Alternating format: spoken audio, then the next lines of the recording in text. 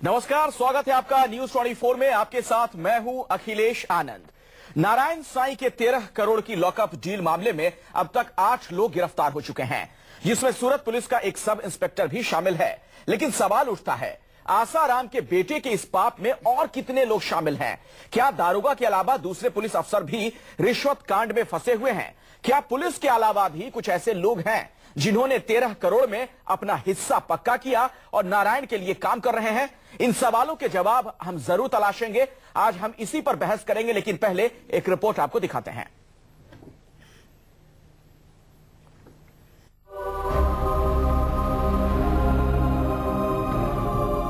नारायण के पाप के कितने पार्टनर? 13 करोड़ में कितनों को खरीदा? 13 करोड़ की लॉकअप डील के सामने आने के बाद यही सवाल उठ रहे हैं कि नारायण के पाप और पैसे के कितने पार्टनर हैं? कितने लोगों ने इस रकम में पैसे खाए और कितनों ने इसका इंतजाम किया?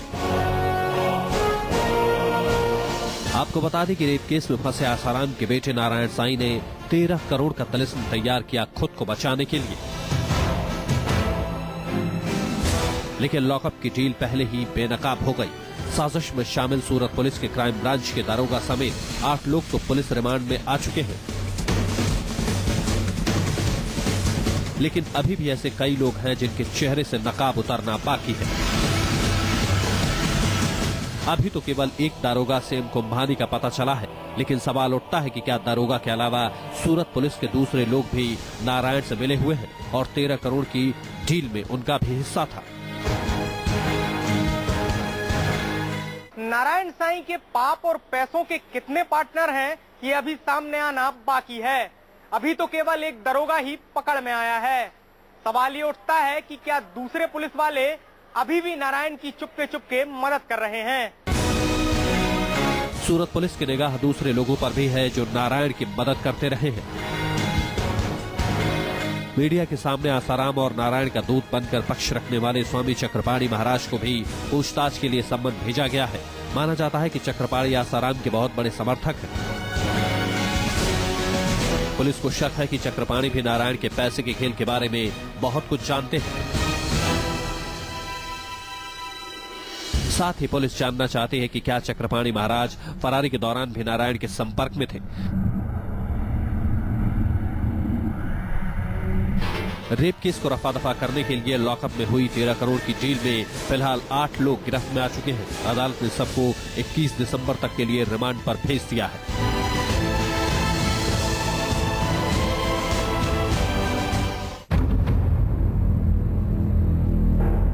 पुलिस ने अब तक इस मामले में 8 करोड़ रुपए बरामद कर लिए हैं। बाकी की रकम की तलाश कर रही है। साथ ही ये जानने की भी कोशिश कर रही है कि 13 करोड़ की डील में कितने कितने लोगों को पैसे मिले। नारायण के पाप के दूसरे हिस्सेदार कौन हैं? नारायण ने इतने रुपयों का कहां से इंतजाम किया? क्या दारोगा के अलावा दूसरे पुलिस वाले भी नारायण के मददगार हैं? क्या जब्त किए गए 8 करोड़ हवाला के पैसे हैं?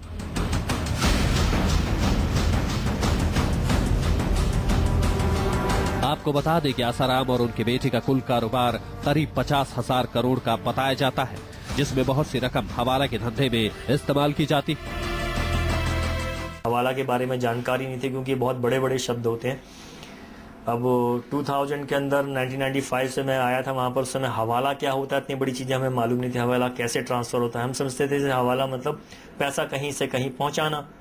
अब चाहे हमें ये भी इस चीज की भी जानकारी उस समय नहीं थी, छोटी उम्र थी कि कहीं बिना चेक के पैसा जाता तो इलीगल है। हमें उस समय भी इन चीजों की जानकारी नहीं थी, हमें इन चीजों के बारे में कुछ पता भी नहीं था।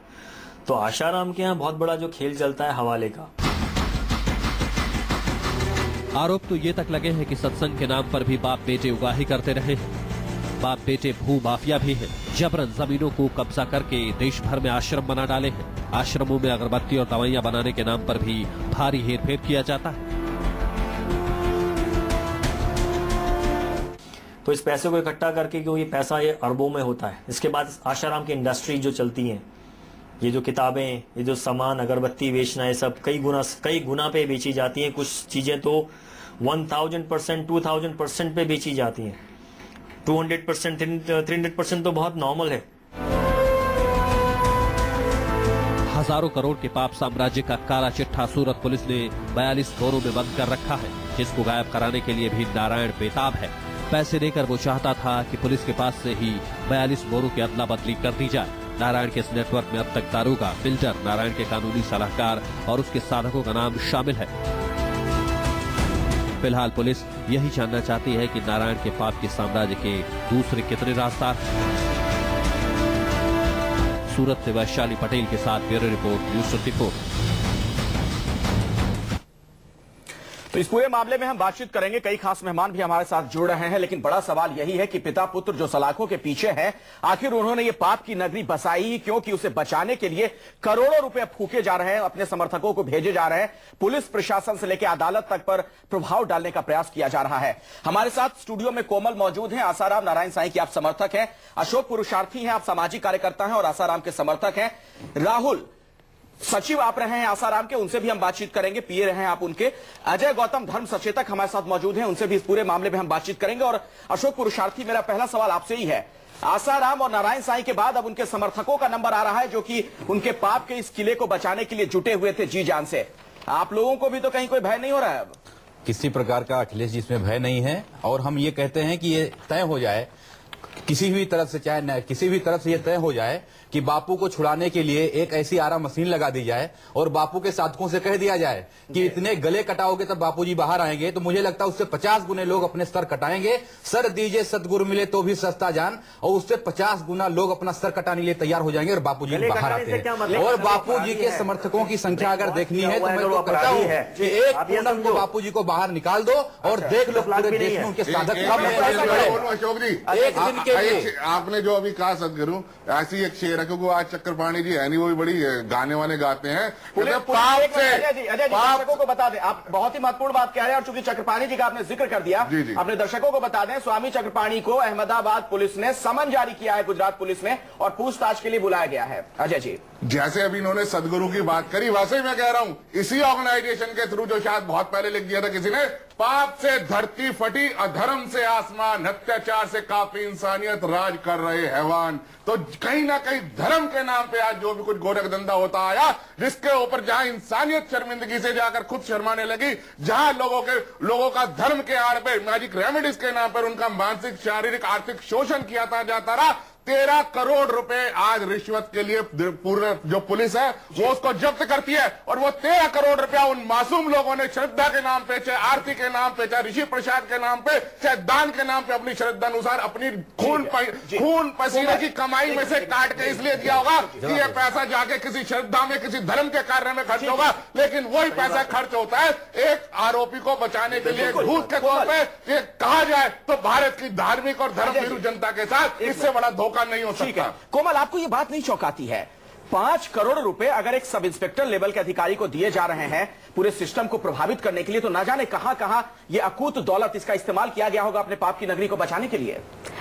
देखिए, जितनी भी न्यूज अभी तक हमने सुनी है आपके चैनल्स के द्वारा, ये बताया गया है कि कोई 40 बैग बरामद हुए हैं, जिसमें 13 करोड़ की डील फाइनल हुई, जिसमें से 8 करोड़ पैसे जो है मिल चुके हैं, 5 करोड़ की छानबीन चल रही है, और उसमें जो थे ऋषि प्रसाद के बंडल थे।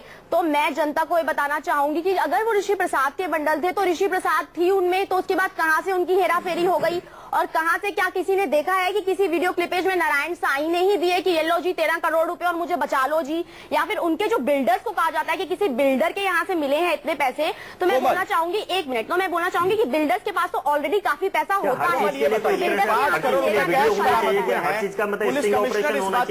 हाँ राहुल बोलिए, राहुल कुछ करें। हर चीज का क्या स्टिंग ऑपरेशन होना चाहिए?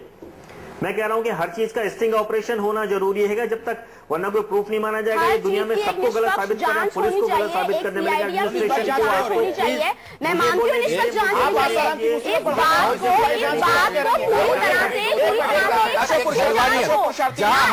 बात को एक मिनट कोमल जी, आप तो लग रहा है कि आसाराम की समर्थक कम है, उनका विरोध करने आई है, सीबीआई जांच की आप बात कह रही है, मुसीबतें बढ़ ना जाए। देखिए, मुसीबतें तो उसकी बढ़ती हैं जो गलत होता है, जो सही होगा ना तो हर जांच में वो सही होकर सामने आएगा। मैं मानती हूँ कि जिस तरह से उन्हें फंसाया जा रहा है, एक अच्छी और एक किसी की आंच नहीं होती भाई साहब। कोमल जी सारी बात ठीक है, तो आशा राम जी और नारायण साईं ने लाई डिटेक्टर टेस्ट कराने के लिए क्यों मना कर दिया? छोटी अभी देखिए जिस चीज को सच को आज नहीं, सच को प्रज्ञा ठाकुर का नारायण साईं ने लाइव अजय गौतम जी, आपकी जानकारी के लिए आप धर्म सचेतक हैं। आप बताइए ना, जो सवाल इन्होंने खड़ा किया उसका जवाब क्या निकला था? प्रज्ञा ठाकुर गड़बड़ है, तभी इनको मालूम है कि फंस जाएंगे। को धर्म की चिंता होती, या और जो मेरे मित्र यहाँ के इस मंच पर आकर सनातन धर्म की दुआई देते हैं, आज तक क्यों नहीं गए? जिन लोगों ने गंगा के अनशन के लिए अपने प्राण त्याग दिए, क्यों नहीं गए प्रज्ञा ठाकुर के समर्थन में? क्या वो दशनामी और जब तक आप लोग क्यों ऐसी यहाँ पर लगता है कि जो आपने कहा हैवानियत राज कर रही है, राहुल आपने कहा हैवानियत राज कर रही है, जब तक हैवानियत राज करेगी तब तक इस तरह के नार्को टेस्ट का परिणाम सही नहीं आएगा, चाहे जिसके ऊपर ही हो। और इस तरह की साजिश और साजिश के तहत अगर ऋषि प्रसाद में लिखा हुआ सही आएगा, ऋषि प्रसाद में लिखा हुआ सही आएगा, गीता में लिखा हुआ सही आएगा। जिस गुरु गीता में लिखा है कि अपनी पत्नी भी गुरु को दे दो, अपने पैसे भी दे दो, अपने बच्चों दे दो। मुश्किल से मिली है आजादी, हमें इसे खोने नहीं देंगे। ऐसे बात नहीं होगी। संतों के साथ सहयोग करने वाले संतों को हम राहुल बोलिए, राहुल को सुन लेते हैं, सब लोग अपनी बात बारी बारी से एक साथ बोलेंगे। कोई मैं कहना चाहता हूं, देखिए बहुत सीधी सी बात है, देखिए बहुत सीधी सी बात है। हमारे धर्म के स्थान पे जितने भी बड़े बड़े ऊंचे लोग बैठे हुए हैं, जब अगर उनके ऊपर कोई धब्बा लगे तो उनको खुद सामने आना चाहिए कि आज के युग में जितने भी टेस्ट के माध्यम है, सबसे मैं गुजर के ये सिद्ध करना चाहता हूं कि मैं बिल्कुल स्वस्थ एकदम पवित्र हूं। ये कोई भी तैयार नहीं होते किसी भी टेस्ट से गुजरने के लिए। लाखों करोड़ का एम्पायर उन्होंने एक्चुअली फैला के रखा हुआ है।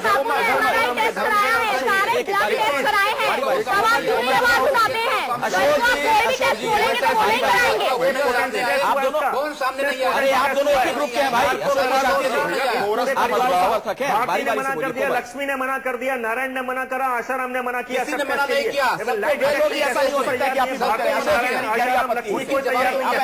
नहीं, बारी बारी से बात रखेंगे। इस तरह से चीखेंगे चिल्लाएंगे, सड़क पे बहस नहीं कर रहे हैं। स्टूडियो की एक मर्यादा होती है। कोमल जी जवाब तो देने दें। जवाब आप अपनी बारी आएगी तब दीजिएगा ना, सब बोलेंगे एक साथ तो कोई नहीं सुन पाएगा ना। देखिए थोड़ा शांति से मैं बताना चाहूंगी कि बापूजी ने अपना एमआरआई टेस्ट कराया है। 75 साल की उनकी उम्र में उनका एमआरआई स्पाइन का टेस्ट बिल्कुल नॉर्मल आया है। आप बात बोलते हैं कि बापू अफीम लेते हैं, जो बंदा अफीम लेता है उसकी एमआरआई के टेस्ट में एट्रोफिक चेंजेस आने ही चाहिए, लेकिन 75 साल की उम्र में भी उनके टेस्ट में सारी जो ब्लड इम्प्योरिटी है। कहां से कहां चली गई बात, कुछ और हो रही है। पूरी अपनी वहीं पर पहुंचूंगी। मैं बोलना चाहती हूँ कि जो अफीम लेता है कहीं ना कहीं गिरा पड़ा होता है। 75 साल की उम्र में भी बापू जी ताबड़तोड़ सत्संग किए हैं। कोई भी अफीम लेने वाला व्यक्ति इतने दिनों तक जीवित नहीं रह सकता।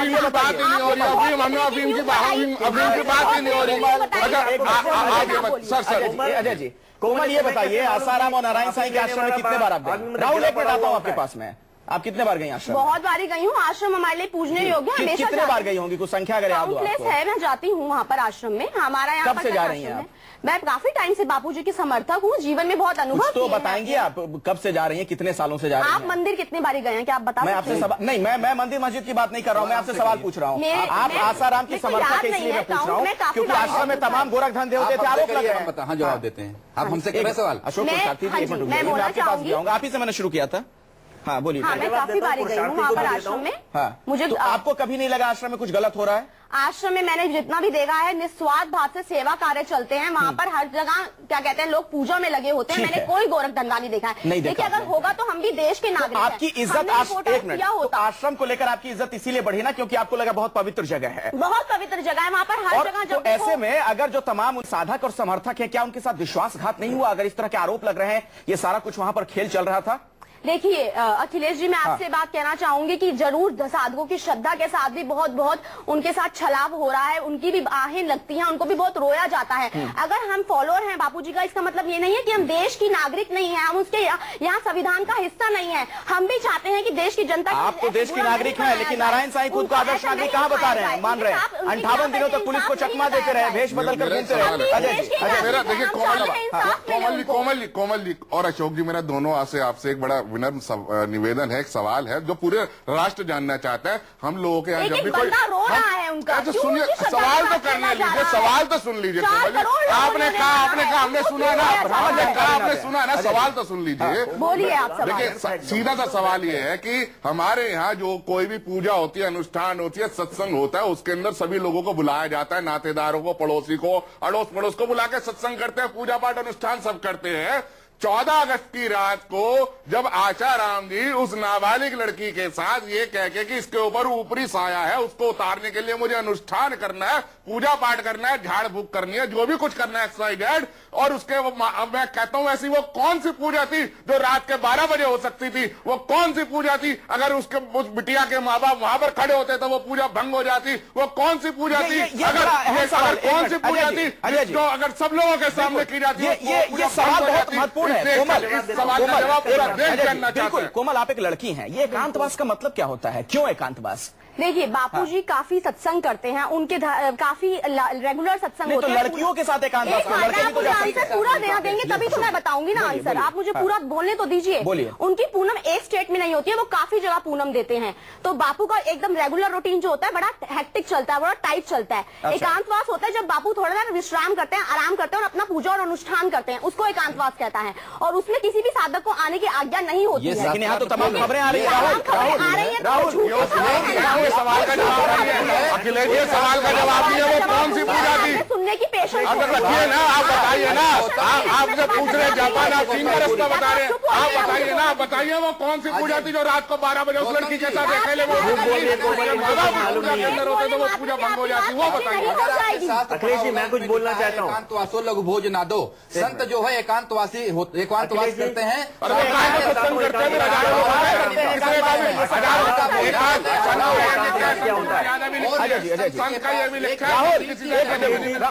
राहुल हमारे साथ हैं। अशोक जी, राहुल है हमारे साथ। आप आसाराम और नारायण साईं के साथ लंबे वक्त तक रहे। राहुल, ये एकांतवास का क्या मतलब था आखिर? क्यों एकांतवास? देखिए मैं आपको पहले बताना चाहता हूं, ये आशाराम जब वहां से निकलते थे ये बोलते ना, इनको ये कभी आशाराम के साथ नहीं रहे। हम तो आशाराम की कुटिया के अंदर रहते थे, दरवाजे के बाहर ही सोते थे। ठीक है, सारा अरेंजमेंट हम किया करते थे, हम उसको बहुत क्लोजली जानते हैं। ये सत्संग करने के बाद ये थकान होने के बहाना करते थे, वहां जाके एकांत में कुछ भी नहीं होता था, लड़कियों से मौज मस्ती चलती थी। दोनों की हमारी आंखों देखी घटना है। ये कितना भी चिल्ला लें, देखिए मैं आपको पहले भी बोलता हूं, आश्रम में 3 सर्कल होते हैं। पहला सर्कल जो होता है झाड़ू पोछे लगाने वाला, छोटे छोटे काम करने वाला, उसको कभी कोई चीज पता नहीं चल पाती। दूसरा होता है छोटे छोटे डिपार्टमेंट के हेड जो होते हैं और जो उनके यहाँ काम करने वाले, उनको भी कभी कोई चीज पता नहीं चल पाती। मैं आशाराम का जब पीए बना 2000 के अंदर, तो भी मुझे 3 साल लगे उस चीज को पकड़ने में। जो पीए हैं उनको भी बहुत क्लोज रहते हैं, उनको भी चीज मालूम नहीं हो पाती कि वो करते क्या है। तो जो बताइए ऐसे में कोमल आप कैसे जान पाएंगे क्या चल रहा था? देखिए आपका नंबर है, बारी आए तो बोलिए। ऐसे बहस नहीं हो सकती है। नहीं, एक मिनट रुक जाइए, मैं आऊंगा आपके पास। नहीं, एक बात आपके पास मैं आऊंगा। मेरा सवाल कोमल से है। आप चुप एक डाइवर्ट कर देते हैं ना उनके सवाल। आप ही जरूरी नहीं कि हर सवाल के जवाब देंगे ना, मुझे कोमल से सवाल पूछना है ना। मैं आपको क्या हो रहा था धर्म के नाम पे? देखो उनका पीए बता रहा है, देख रहे हैं, देखो क्या बता रहे हैं के बारे में, क्या होता था धर्म के नाम पे? ये कोई नया नहीं है। देखो क्या क्या बता रहे हैं, कोई नया नहीं, ऐसे रहे हैं लोग। हे राम, रहे तो क्या बहुत अच्छी बात है। ये ऐसे लोग इस देश में रहे। कोमल, हाँ जी, जब ये कह रहे हैं यहाँ पे राहुल की 3 साल के बाद जाके इस बात की उनको जानकारी मिली, तो आप लोग कैसे क्या समझ पाते आश्रम में क्या चल रहा था? मेरे भाई साहब ने अभी एक स्टेटमेंट दी कि 3 साल तक मैं रहा और मैंने ही सारे अरेंजमेंट किए। तो मैं इनसे प्रश्न करना चाहूंगी, अगर इनके बयान के हिसाब से ये अरेंजमेंट करते थे और ये सब कुछ लड़कियां अरेंज करते थे जैसे ये कह रहे हैं, तो इनका भी पहले पुलिस स्टेटमेंट होना चाहिए और इनका भी केस दर्ज होना चाहिए कि ये लड़कियां पहुंचाते थे क्या? आप मुझे एक बात बताइए, अगर आप ये सब करते थे तो आपने पुलिस में जाकर क्यों नहीं रिपोर्ट लिखवाई, क्यों नहीं एफआईआर कराया? आपको सब कुछ होने देते हैं, क्योंकि आज जब बाबू पे आरोप लग रहे हैं तो आप भी खड़े हो जाते हैं। जो आपने खुद 4 महीने जेल में रहकर आया है वो ये बात करेगा। लड़की के छेड़छाड़ के आरोप में जो खुद जेल में रह के आया वो ये बात करेगा। जेल में रह के आया हूँ, तुम लोग मेरे पे चार्जेस लगा रहे हो, मैं जेल में रह के आया हूँ। यू जस्ट टेल मी, तुम मेरे पे चार्जेस लगा रहे हो, मैं कौन सी जेल में रहा हूँ, किस जगह रहा हूँ, मुझे बताओ। तुम लोग ये सिर्फ हम ये बताने के लिए कि हम लोग यहाँ से हट जाए, हमारे पास झूठे इल्जाम लगा रहे हो। तुमको बताना पड़ेगा कौन से केस में रहकर आया हूँ। तुमको बताना पड़ेगा कोमल, मैं कौन सी जेल में और किस केस में रहकर आया हूं। अगर नहीं बताओगे तो ये प्रॉब्लम तुम्हारे लिए जनरेट कर दूंगा, मैं सच बोलता हूं, क्योंकि तुम लोग हमें कोमल बताइए किस जेल में लगा रहे हो, बताइए कोमल बताइए। कुछ भी नहीं है, मैं कोमल से वही सवाल पूछ रहा हूँ। तुम लगातार झूठ बोलते जा रहे हो, तुमको बताना पड़ेगा। बताइए किस जेल में रहे, आप बताइए ना किस जेल में रहे। मैं आपसे पूछना चाहती हूँ कि आप क्यों जवाब दीजिए ना किस जेल में रहे। कोमल लड़की के छेड़छाड़ के कारण यहाँ पर आरोप लगा था। किस जेल में रहे बताइए। राहुल का सवाल सही है, किस जेल में रहे बताइए। देखिए, इन पर पुलिस केस दर्ज हुआ था, जिनको क्या कहते हैं, इनके भाग के उत्तर प्रदेश चले गए थे और फिर इन पर केस दर्ज हुआ था। मैं पूछना चाहती हूँ, ये कुछ भी बोले तो उनमें सत्यता है, लेकिन हम आकर जितने भी साधक आप इल्जाम लगा रहे हैं वो सब पूर्व साधक है। आप साधकों की फॉलोशिप को क्यों नहीं देखते हैं? 4 करोड़ साधक जांच होनी चाहिए। आपने आरोप लगाया, उसकी जांच हुई, कौन से प्रमाण आप नारायण साईं और आसाराम पे आरोप लगे तो सीधा एक क्लीन चिट, और बाकी कोई बोले तो तमाम आरोप लगे तो उसकी जांच होनी चाहिए। हम मांग करते हैं उसकी। मैं बोल रही हूँ कि आसाराम बाबू भी तो जेल में बैठे हैं। आपने कौन से प्रमाण दिए? एक मिनट सॉरी, राहुल का भी आरोप लगा आपके ऊपर, रिश्वत से ज्यादा जांच हो। कोमल जी एक मिनट, राहुल का भी आपको प्रोसिक्यूट हुआ है ऐसे किसी मैटर में? कोई आरोप नहीं लगा किसी तरह का कभी। अगर इन्होंने जो कुछ बोला है कोमल जी ने इस मंच से, और वो अगर झूठ है तो आप इनके खिलाफ मानहानि का मुकदमा करेंगे।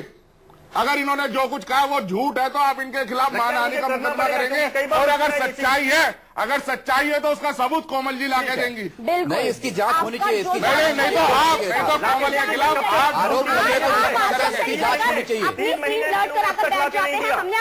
और अगर मानहानि का मुकदमा इन पे होना चाहिए तो बापू के केस में भी उन लोगों पे मानहानि का होना चाहिए जिन्होंने झूठे आरोप लगाए।